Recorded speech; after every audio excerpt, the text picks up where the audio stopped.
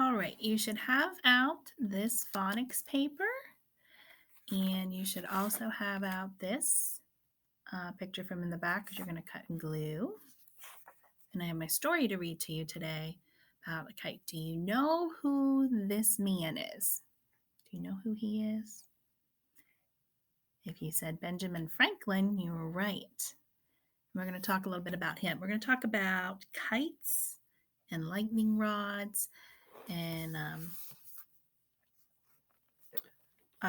learn about that. So let me read to you from my book what it says here. It says, kites fly by riding air that is moving. Windy days, when air masses are exchanging places and creating strong currents, are the best days for flying kites. You wouldn't take a kite outside when the wind. You need wind to hold it up. On a day that there was no wind, it wouldn't work.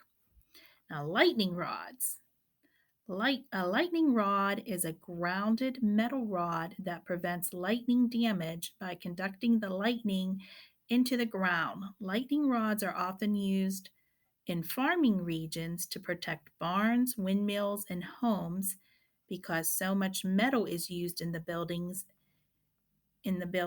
cities and buildings that stand close together. Lightning rods are rarely used. So lightning rods are, if you look on top of a building, which you see this on farms, particularly on barns, it's just on the top of the roof, you'll see like a metal rod just sticking straight up so that lightning doesn't strike the building, um, because the metal attracts lightning when there's storms. It'll hit that rod and then it runs down that rod and into the ground. There will be like it's a really thick metal wire, and it goes down into the ground so that it puts the electricity down into the ground. That's what a lightning rod does. It protects your buildings from getting struck by lightning, because if it gets struck by lightning, it could catch on fire. And especially a barn, barns usually have hay in them, and if it catches on fire, it'll burn. The hay will burn really fast, so that's why a lot of barns have them on. Um, we're going to read a story about the Hunter family called An Electric Kite. I'm going to post up my picture here of the Hunter family, refresh your memory who everybody is. I believe in our story today we have Dad and we have Grant and Dave. Those are who are in our story today. Oh, they do talk about Mom, but the ones that are flying the kite are Dad, Grant, and Dave. So you can look at the picture, remember them, and just listen to my story. Turn your imagination on. So, an electric kite. Grant ran as fast as he could, watching to see if his kite would lift in the wind. Flip, flip, bump, flop. The kite just would not go up. I thought flying a kite would be easier than this, moaned Grant. Dave ran the opposite direction, determined to get his kite in the air first.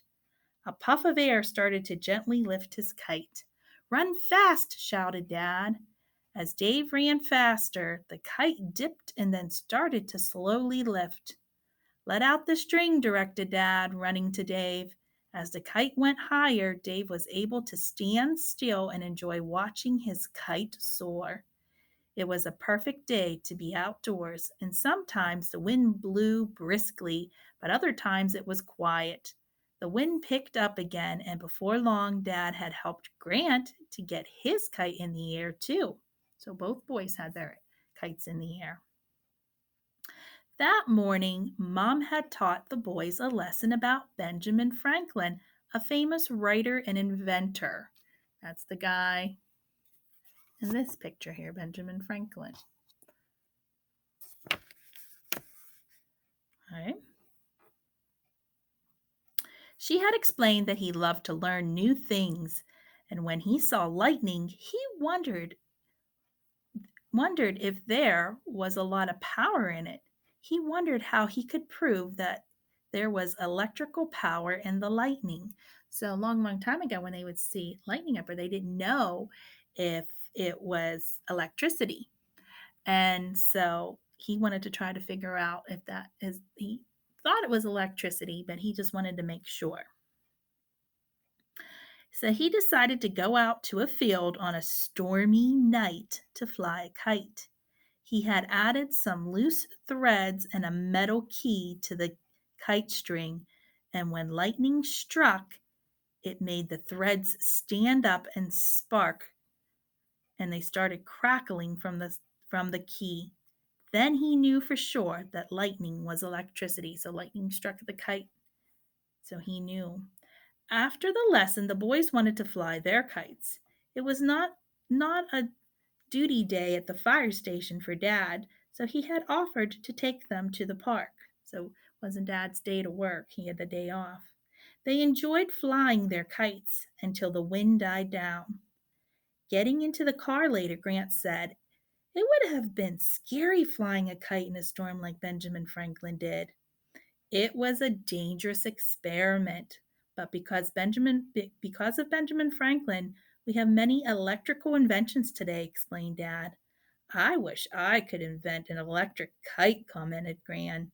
"Then it wouldn't be so hard to get it in the air." Hmm. So yeah, it was dangerous when he went out in the storm with the kite, because if you get struck by lightning, that can really hurt you or even kill you. So that's dangerous. You don't ever want to try flying a kite in a storm. It's very, very dangerous. Um, so let me ask you questions about the story. Let's see if you were paying attention. So, what were Grant and Dave trying to do? What were they doing in the story? Flying kites. Yeah, they were flying kites. Why did Grant and Dave want to fly their kites? What gave them the idea to go outside and fly kites? Mom had taught them a lesson about Benjamin Franklin and his kite. So they thought, they got the idea from that, from their lesson they learned. Why did Benjamin Franklin fly a kite? What was the reason that he decided to fly the kite? To see if there was power in the lightning, to see if it was electricity. Yeah. What is the best kind of day to fly a kite? What's the best kind of weather outside for flying kites? A windy day, huh? We get a lot of those usually in the spring. March, you think of like March, April, like those are more windy months, particularly March for flying kites. So when you think of flying kites, you think of springtime and the wind, and even summertime. You can fly in the summertime. A lot of times, if you go to the beach, if you get to go vacation at the beach, you might see people at the beach flying. It's usually always windy at the beach. Get to see people flying kites sometimes. Let's see. Where am I at? Why do you think Grant had a hard time getting his kite to fly first? Remember at the beginning of the story, he was having troubles. Why wasn't his kite going up for him? Yeah, because the wind was not blowing. There wasn't enough of wind to get his up, and he couldn't get it going. And it also asks, have you ever flown a kite? And who helped you learn how to fly a kite? So I'm hoping that all of you got to fly a kite. I've flown kites when I was little. It's been a while. I haven't done that for a while. And then the last question is, why was Dad able to help Grant and Dave fly kites on a weekday afternoon? What did the story tell us about Dad? It said he had the day off. It said he's a fireman and he wasn't on duty to work that day. So he had the day off from work. It was his day off from work, so he was able to go out and enjoy the day with his boys. All right, so you should have your paper out here. We got Benjamin Franklin, and it says, cut out the kite, glue it high in the sky, and it says glue a string from Ben Franklin to his kite. Well, you don't have to do that. We're going to just use a crayon and draw a string. If you were in class, we would have glued a string, but you don't have to go get a string and do that. So you can just draw one. I'll show you how. I'll do it with you. So let's cut this out first and glue it on. should have your glue stick. So cut this out and glue it, and we'll draw a string.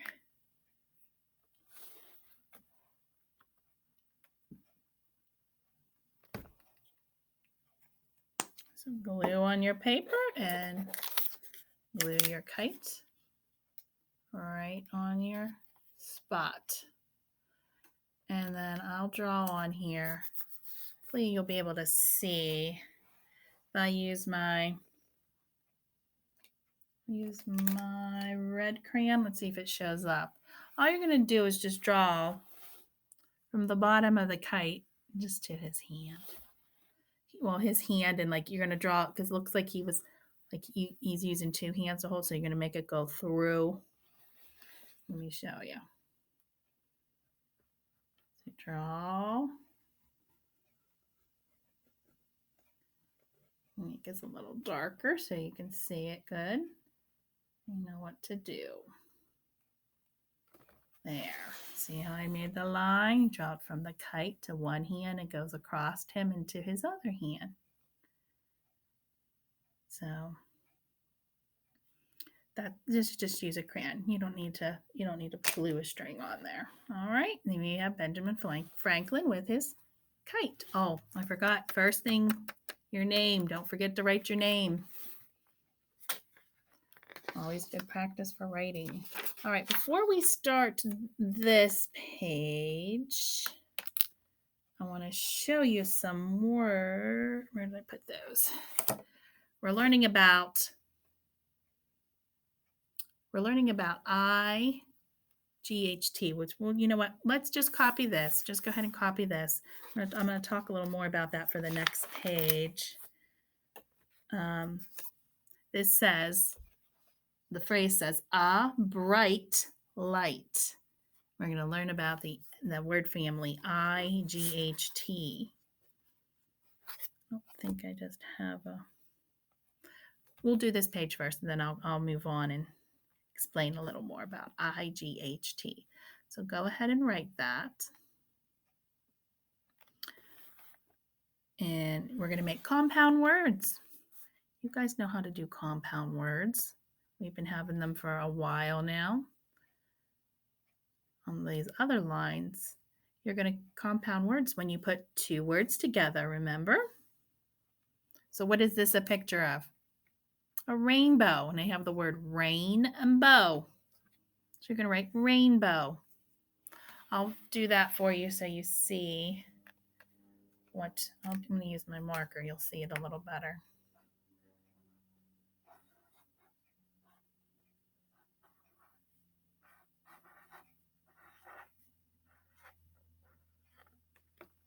So you combine, you're taking this word and this word, putting them together. See how I have rain and then bow. You put them together with no spaces to make one word. This one says sunlight. So you're going to put those two words together with no spaces between them.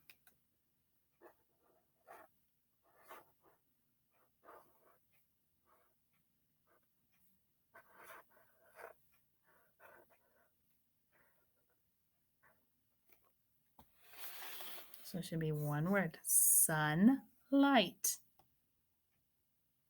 And then the last one, bedtime. Little boy's crawling, looks like a little boy crawling into his bed. Put together bedtime. 8 o'clock, it says on the clock.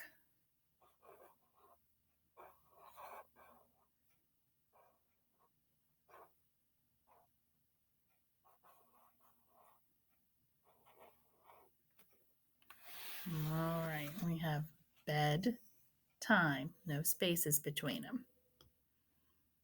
All right. Give you another minute to finish that up, and that's what your paper should look like. And we're going to move on to the next phonics page. But before we do that, I'm going to talk about IGHT. And I have some little cards we're going to look at too. So I'm going to take this down. Put this one up. This is your next page. We have IGHT. I'm going to read to you about the G and the H, because you don't say ig. You don't say those sounds out. All right, it's long I, ite. So this one doesn't really follow any rules that we've been learning. Let me explain it. It says neither G nor H say any sound at all. You don't hear the G or the H. And when they're together beside Miss Long, they make her say a long sound, even though Miss Silent is not present. So even though Miss Silent, so we hear a long I, even though there's no other vowels there. This is one of those words that just doesn't follow the rules. So, so even though Miss Silent is not present, marker E is not at the end, and Miss Long is not alone at the end of the syllable. So when G and H are around, all the rules are broken. So when you have a G and H, so it's ite. So you're just saying I and a T, ite. Okay, so it's just one of the things you guys kind of got to commit to memory and try to remember. So I'm going to show you some words like we have ite, put an L in front of it. We have light. An N, we have night. An S, sight. And a T, tight. And then I have some on the back. It's not a good word. Fight. Right. And we have a BR, burr, bright. And M, might. So, ite. You just have to remember ite when you see this. All right. So, first write your name up here.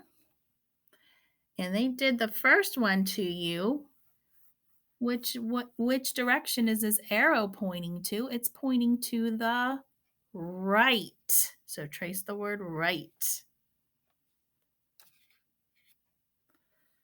Next, what you have the word here, night, right, bright. Okay, see those? We used right. So let's cross that one out because you used it. You used it right here.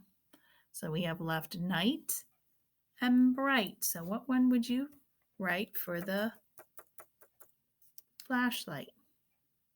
Bright, right. So write the word bright there.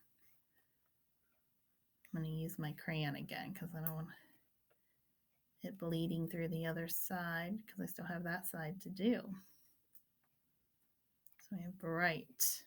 You should write the word bright. B-R-I-G-H-T. Remember, the G and H make no sound. Cross it off. And then the last one's easy.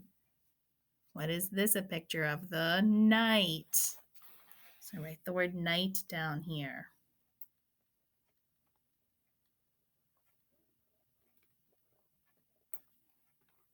So you used all your words. So we have night. Okay.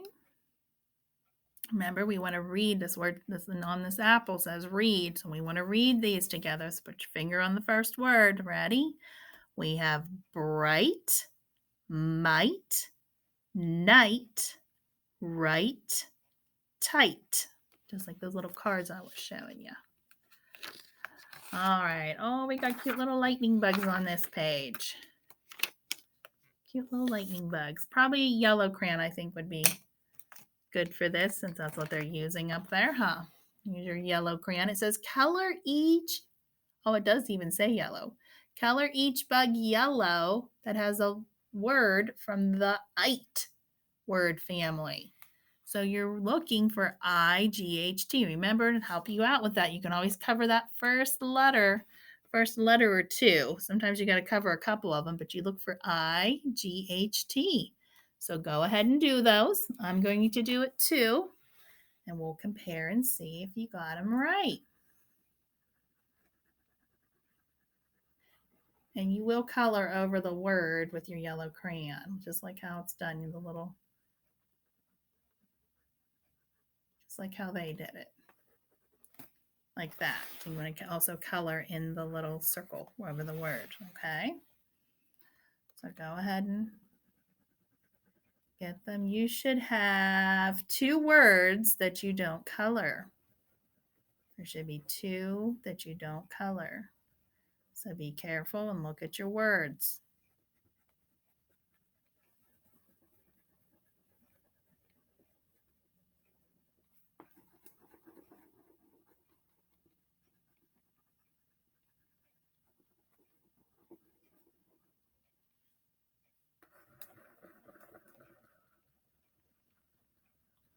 Okay, I'm almost done here, so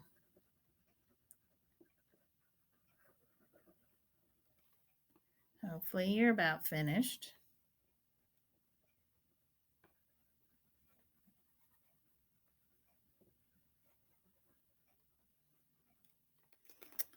All right. You should have these 2 words. These were from last week. UDDY, uddy, put a B in front of it. Buddy and muddy. These 2 rhyme. Buddy and muddy. Those are the 2 that you should have not colored. But we're going to go over all these that you did color. So they already did night for you. The one across from it with an L. Light. Let's drop down here below him with a BR. Burr. Bright. Let's shoot back across over here with just an R. Right. Down here. Fight. And the last one with the T, tight. So that's what your page should look like. Hopefully it does. Hopefully you got them all right. And then all you have left to do on your own is your handwriting page.